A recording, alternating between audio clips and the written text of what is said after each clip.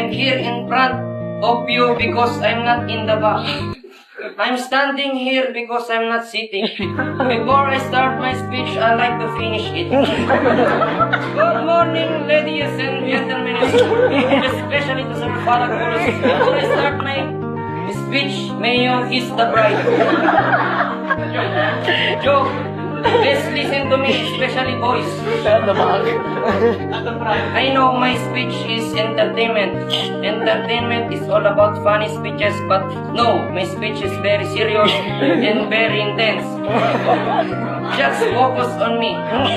My topic for my speech is how to cook a sopas.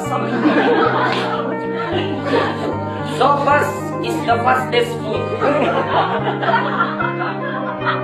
Sopas can warm the cold.